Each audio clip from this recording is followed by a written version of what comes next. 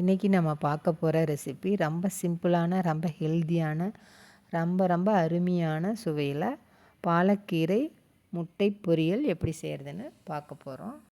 முருங்கைக்கீரையும் முட்டையும் வச்சு தான் நம்ம பொரியல் செஞ்சு பார்த்துருக்கோம், செஞ்சு சாப்பிட்ருக்கோம். இப்போ ஒரு வித்தியாசமாக பாலக்கீரையும் முட்டையும் வச்சு பொரியல் செய்ய போகிறோம். அதுக்கு நம்ம ஒரு கட்டு பாலக்கீரை எடுத்து வச்சுருக்கோம். காம்பெல்லாம் கிள்ளிட்டு நல்லா கழுவி சுத்தம் பண்ணி பொடியாக கட் பண்ணி எடுத்து வச்சுக்கலாம். ஸ்டவ்வில் கடாய் வச்சு அதில் 2 ஸ்பூன் எண்ணெய் சேர்த்துக்கலாம். இப்போ 4 முட்டையை உடச்சி இதில் சேர்த்துக்கலாம். நீங்கள் 5 முட்டை கூட சேர்த்துக்கலாம், அது உங்கள் விருப்பம். நீங்கள் எத்தனை முட்டை வேணாலும் சேர்த்துக்கலாம். ஆனால் அதுக்கு தகுந்த கீரையும் சேர்த்துக்கணும். நான் ஒரு கட்டுக்கு 4 முட்டை சேர்த்துருக்கேன். ஒரு கட்டு பாலக்கீரை எடுத்திருக்கேன், அதில் 4 முட்டை சேர்த்துருக்கேன். இப்போ உப்பு ஒரு 1/4 டீஸ்பூன் அளவுக்கு சேர்த்துக்கலாம். சேர்த்துட்டு இதை நல்லா கலந்து விட்டுறலாம்.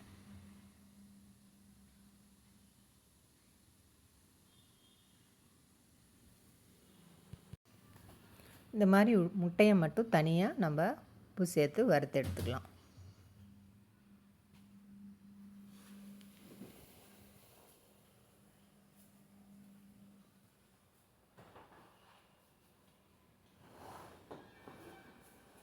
நல்லா இந்த மாதிரி கலந்து விட்டுகிட்டே இருந்தோம்னா நல்லா வறுபட்டு வந்துடும்.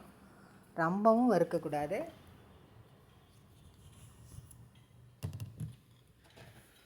ஓரளவுக்கு வறுபட்டு வந்தால் போதும்.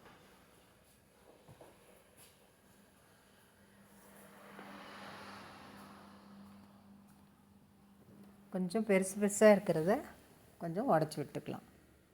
ரொம்பவும் பெருசு பெருசாக இருக்க வேண்டாம். ஓரளவுக்கு மீடியமான சைஸில் இருந்தால் போதும். இப்போ நல்லா வறுபட்டு வந்துடுச்சு. நம்ம இதை எடுத்து வச்சுட்டு அடுத்தது ஸ்டவ்வில் இன்னொரு கடாய் வச்சுக்கலாம். அதில் 3 டேபிள் ஸ்பூன் அளவுக்கு எண்ணெய் சேர்த்துக்கலாம். கடுகு 1 டீஸ்பூன் அளவுக்கு சேர்த்துக்கலாம். ஜீரகம் 1/4 டீஸ்பூன் அளவுக்கு சேர்த்துக்கலாம்.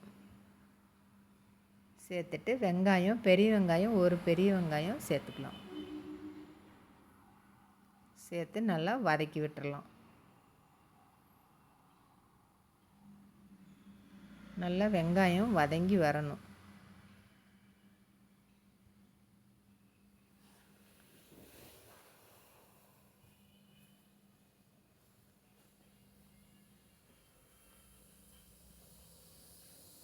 இப்போ வெங்காயம் நல்லா வதங்கி வந்துடுச்சு. இதோட 1 ஸ்பூன் அளவுக்கு இஞ்சி பூண்டு பேஸ்ட்டு சேர்த்துக்கலாம். அதையும் சேர்த்து நல்லா வதக்கி விட்டுறலாம்.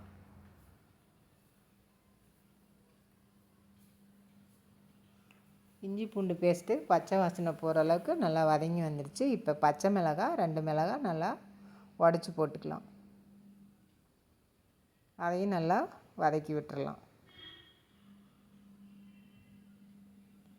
இப்போ நல்லா எல்லாமே வதங்கி வந்துடுச்சு.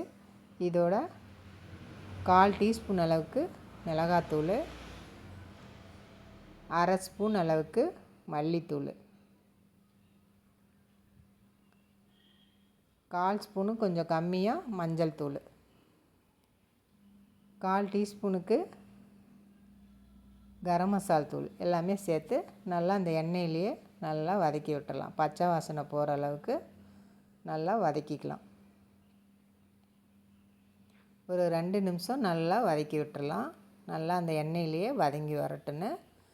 இப்போ நம்ம பாலக்கீரையை பொடியாக கட் பண்ணி எடுத்து வச்சுருக்கோம், அதை சேர்த்துக்கலாம். கீரையை மட்டும் நல்லா இலைய தண்டெல்லாம் எடுத்துகிட்டு பொரித்து கழுவிட்டு கட் பண்ணி சேர்த்துக்கலாம்.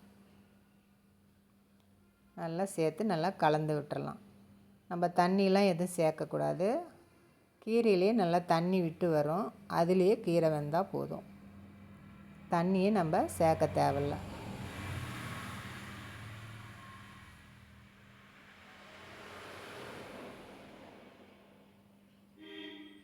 இப்போ நல்லா வதங்கி வந்துடுச்சு. இதுக்கு தேவையான அளவுக்கு நம்ம உப்பு சேர்த்துக்கலாம். உப்பு சேர்த்து நல்லா கலந்து விட்டுறலாம். ஒரு 2 நிமிஷம் மீடியம் ஃப்ளேமில் வச்சோம்னா நல்லா கொதித்து தண்ணி விட்டு வந்துடும். நல்லா வதங்கி தண்ணி விட்டு அதிலே வெந்துடும் கீரை.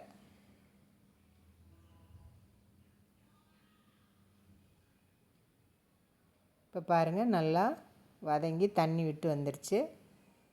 இப்போ நல்லா கீரையும் நல்லா வெந்து வந்திருக்கு. நம்ம தண்ணியே சேர்க்கல, அதுவே தண்ணி விட்டு வந்துடும். நல்லா வெந்துருச்சு. நல்ல வாசனையாகவும் நல்ல மணமாகவும் இருக்குது. சாப்பிட்றதுக்கும் ரொம்ப சுவையாக இருக்கும்.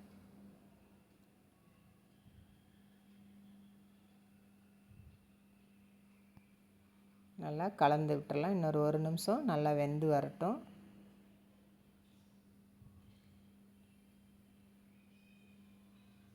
இப்போ நல்லா வெந்து வந்துடுச்சு. இதோடு நாம் வறுத்து வச்ச முட்டையை சேர்த்துக்கலாம். முட்டையில் நீங்கள் மிளகுத்தூள் சேர்த்து கூட நம்ம வறுத்து எடுத்துக்கலாம். நான் மிளகுத்தூள் சேர்க்கல, இனிமேல் தான் சேர்க்கணும்.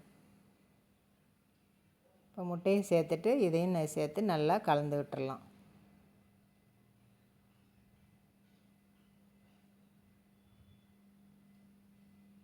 சூப்பராக இருக்குது பாருங்கள். நல்ல டேஸ்ட்டாக இருக்கும். கீரையே வேண்டான்னு சொல்கிறவங்க கூட முட்டையோடு சேர்த்து இப்படி செஞ்சு கொடுத்தீங்கன்னா ரொம்ப விரும்பி சாப்பிடுவாங்க.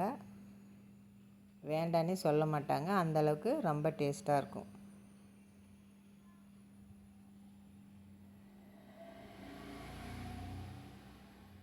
நல்லா முட்டையோடு சேர்ந்து இந்த மசாலெலாம் நல்லா கலந்து வரணும்.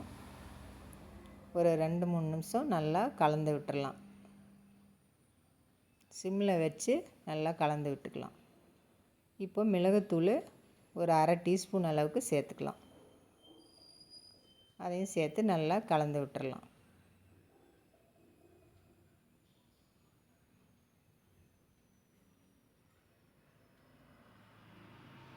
சூப்பராக தயிர் சாத்து கூட நம்ம வச்சு சாப்பிட்லாம். எல்லா வெரைட்டி ரைஸுக்கும் சைடிஷ்ஷாக வச்சு சாப்பிட்டுக்கலாம். அவ்வளோ நல்லாயிருக்கும்.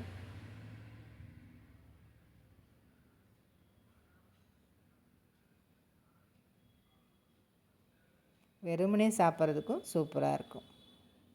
அப்படியே முட்டையோடு சேர்த்து சாப்பிட்டா அவ்வளோ நல்லாயிருக்கும். கீரை இருக்கிறதே தெரியாது. இப்போ நல்லா வறுபட்டு வந்துடுச்சு. நாம் எடுத்துடலாம். பிளேட்டுக்கு மாற்றிக்கலாம். இந்த மாதிரி நீங்களும் ஒரு முறை உங்கள் வீட்டில் செஞ்சு கொடுத்து பாருங்கள். குழந்தைங்கள்லேருந்து பெரியவங்க வரைக்கும் வேண்டானே சொல்ல மாட்டாங்க. ரொம்ப விரும்பி சாப்பிடுவாங்க. குழந்தைங்களாம் இப்போ கீரைனாவே சாப்பிட மாட்டாங்க. இந்த மாதிரி செஞ்சு கொடுத்தீங்கன்னா ரொம்ப விரும்பி சாப்பிடுவாங்க. ரொம்ப ஹெல்தியானது பாலக்கீரை. ரொம்ப சிம்பிளாக சீக்கிரம் சட்டுன்னு முடிஞ்சிடும் வேலையும். ரொம்ப சுவையாகவும் இருக்கும், ஹெல்தியானதும் கூட. செஞ்சு பாருங்கள். லைக் பண்ணுங்கள், ஷேர் பண்ணுங்கள், சப்ஸ்கிரைப் பண்ணுங்கள். நன்றி, வணக்கம்.